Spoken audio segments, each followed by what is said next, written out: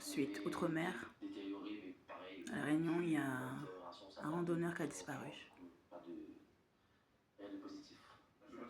Les proches du Dionysien gardent espoir. Ils ne lâcheront rien tant qu'ils ne l'auront pas retrouvé.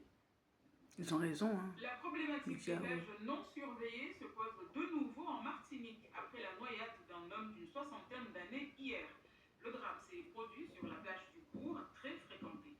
Edilia Mourman, Karen Cassuto. Port-de-France. Jamais allé au Martinique de ma vie. Pour se mettre à l'eau, plus que jamais conscient que la mer peut être meurtrière. Une noyade a eu lieu ici même ce matin, un peu avant 7 heures. L'incident est dans tous les esprits. Ça ne fait pas. Fais avec.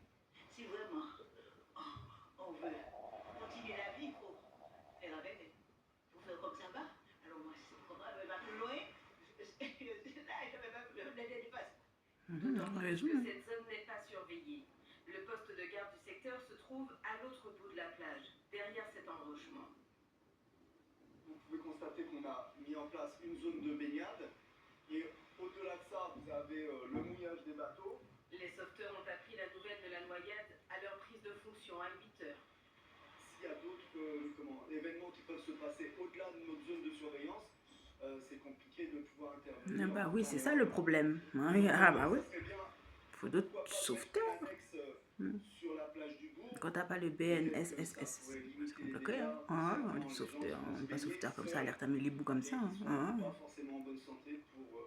Si t'as pas le PC1, PCS1, je crois, PCS2, ah ouais, c'est compliqué aussi. Hein?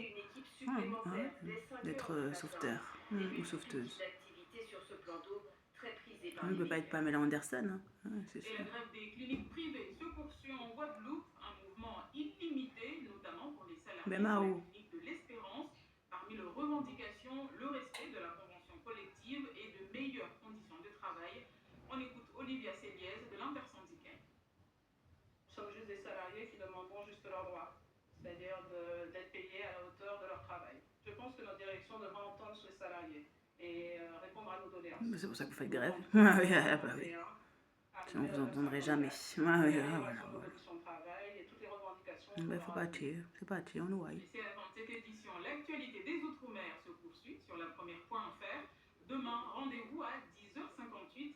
On se quitte sur ces belles images de Pointe-à-Pitre, une des 3 villes de Guadeloupe qui a obtenu le label Ville d'art et d'histoire. Pointe-à-Pitre, exceptionnel la Guadeloupe, au trésor parfois caché.